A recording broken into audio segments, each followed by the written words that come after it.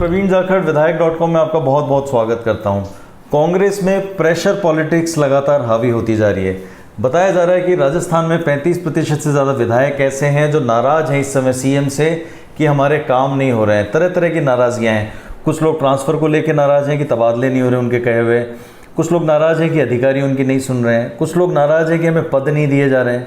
कुछ लोग कह रहे हैं हमें मंत्री नहीं बनाया जा रहा है। कुछ लोग कह रहे हैं राज्य मंत्री नहीं बनाया जा रहा है। सबको कुछ ना कुछ चाहिए, लेकिन इतना कुछ क्यों चाहिए उसके पीछे भी कारण सीएम ही है, क्योंकि उन्होंने ही तो कहा था कि आपको सबको कुछ ना कुछ मिलेगा। और वो कब मिलेगा ऐसा बताया जा रहा है कि जुलाई का महीना था जो निकल चुका है, जिसमें वादा किया गया था, खासकर दूसरी बाड़ेबंदी के दौरान सरकार ने वादा किया था कि सबको कुछ ना कुछ दिया जाएगा, कुछ ना कुछ मिलेगा। और स्पेशली उन लोगों को जिनको एश्योर किया गया था, उन लोगों में तो तगड़ी नाराज़गी है। लेकिन ये प्रेशर पॉलिटिक्स है, ये कैसे पता चलेगा और कैसे ये चीज़ जाहिर होती है कि इस प्रेशर पॉलिटिक्स में भी कई नेताओं के काम हो रहे हैं, उन नेताओं के जो लोग लगातार प्रेशर बनाते जा रहे हैं।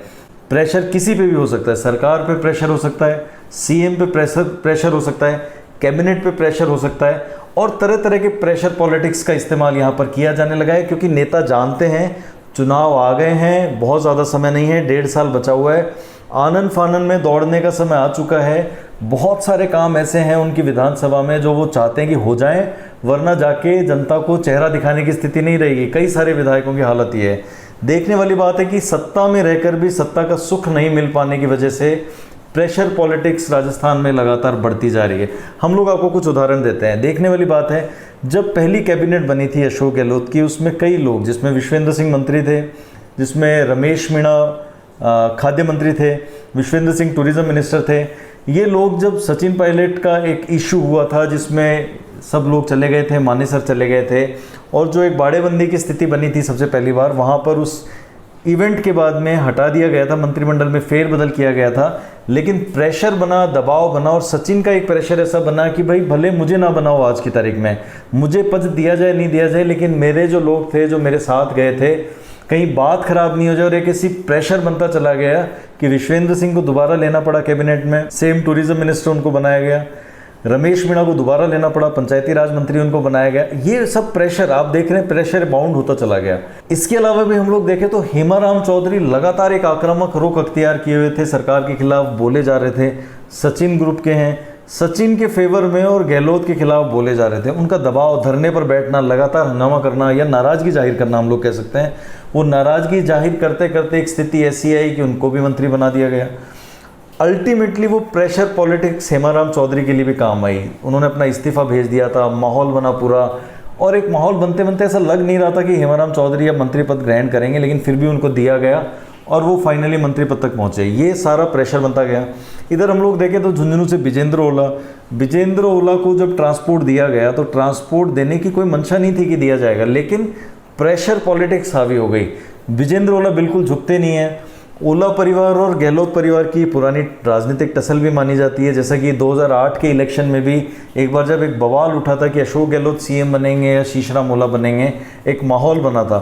और लगातार उसके बाद, और पहले हम लोग बताएं तो ओला परिवार कभी भी गहलोत शासन से, गहलोत के राज करने के तरीके से, गहलोत की राजनीति से कभी प्रभावित नहीं रहा है। वो लगातार उस चीज़ के, हम लोग कह सकते हैं कि पक्ष में नहीं रहा है। और उसका ये जो प्रेशर बना, ये जो ओला परिवार की जो जान थी, जो झुंझुनू में एक स्ट्रेंथ उनके परिवार को मिली हुई थी, और एक जाटों में जो नाराज़गी फैली हुई थी गहलोत सरकार के खिलाफ कि विजेंद्र ओला को मंत्री बनाया जाना चाहिए, तो फाइनली घूम फिर के उनको ट्रांसपोर्ट मिनिस्टर बनाना पड़ा।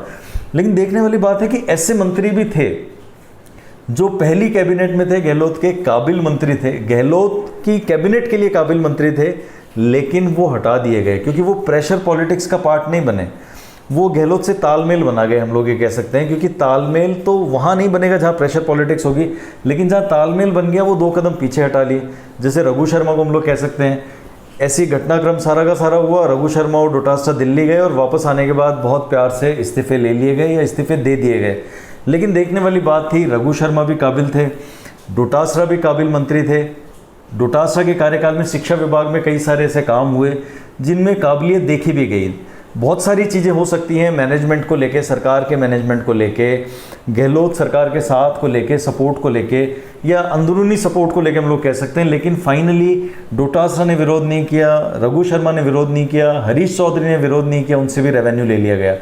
जो साइलेंट रहे, जिन्होंने ज़्यादा विरोध नहीं किया, वो उसके कारण कुछ भी हो सकते हैं, वो कभी हम लोग अलग वीडियो बनाएंगे किन कारणों की वजह से हो सकते हैं। लेकिन देखने वाली बात है कि ये 3 लोग वो थे जो प्रेशर पॉलिटिक्स का हिस्सा नहीं बने तो फिर इनको 2 कदम पीछे हटने में भी यही जाहिर किया गया कि कोई दिक्कत नहीं थी। हालांकि ये बात सही है कि डोटासरा को जिस तरह मंत्री पद लिया गया, वापस लिया गया, या एक बिड़ला ऑडिटोरियम में प्रोग्राम में जो गहलोत ने कुछ कमेंट्स किए थे जिसको लेकर आज भी जाट समाज में कहा जा रहा है कि बड़ी नाराज़गी है कि मंत्री पद से हटाया जा सकता था, लेकिन इस तरह हटाना वाजिब नहीं है कि उनके लिए उनके खिलाफ बोलने को लोग खड़े हो गए और या ऐसे कोई वचन बोले जाएं जिससे लोग खड़े हो जाएं और फिर हटा दिया जाए, एक माहौल बनाया जाए। कहा जा रहा है कि ये पूरा का पूरा एक राजनीतिक एजेंडा था गहलोत का, जिसका असर पड़ा, हम लोग ये कह सकते हैं कुल मिला के। लेकिन एक और प्रेशर पॉलिटिक्स की हम लोग बात करते हैं तो बसपा के नेताओं की भी हम लोगों को बात भूलनी नहीं चाहिए, क्योंकि राजेंद्र गुड्डा लगातार प्रेशर पॉलिटिक्स कर रहे हैं। राजेंद्र गुड्डा लगातार अलग अलग तरह की बयानबाजी भी करते हैं। वो कहते हैं कैटरीना के गालों जैसी सड़कें बनाई जानी चाहिए।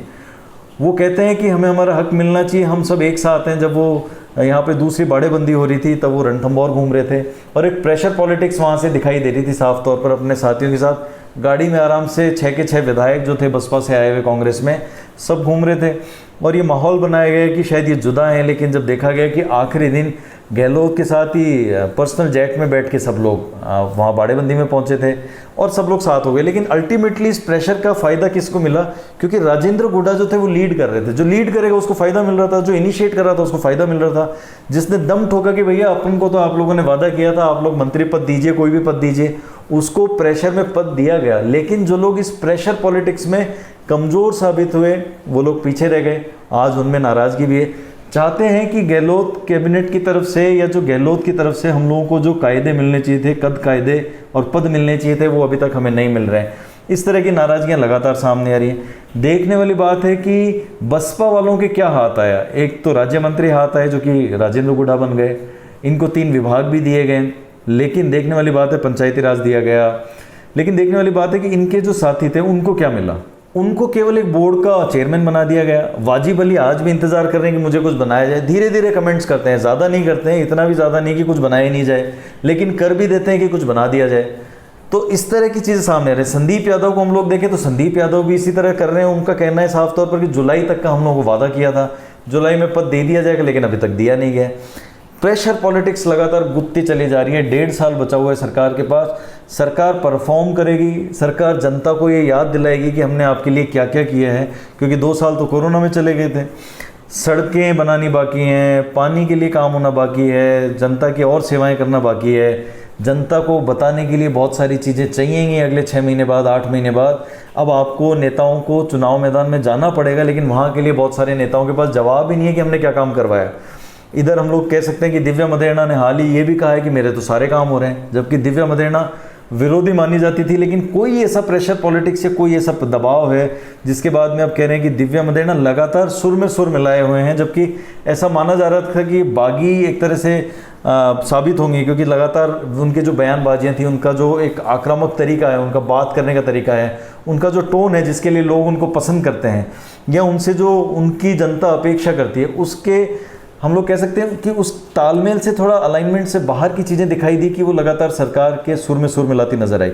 लेकिन हालांकि ठीक है, एक अलग तरह की प्रेशर पॉलिटिक्स यहाँ भी काम कर रही है कि उन्होंने कहा कि मेरे तो सारे काम हो रहे हैं, और अपने काम कराने का एक तरीका भी हो सकता है, क्योंकि आखिरकार जवाब तो जनता को देना है। लगातार हम लोग कह रहे हैं कि प्रेशर पॉलिटिक्स का आपको देखने को मिलेगा आने वाले दिनों में, क्योंकि अगले कुछ दिनों में मंत्रिमंडल में कुछ बदलाव हो सकते हैं, इस बात की सूचनाएं हैं। देखने वाली बात है जो लोग प्रेशर क्रिएट करेंगे क्या उनको कुछ मिलने जा रहा है, या फिर वही होने जा रहा है जो ज़्यादा कुछ दबाव नहीं बना पाए, ज़्यादा शांति से रहे, उनको हटा दिया जाएगा कैबिनेट से।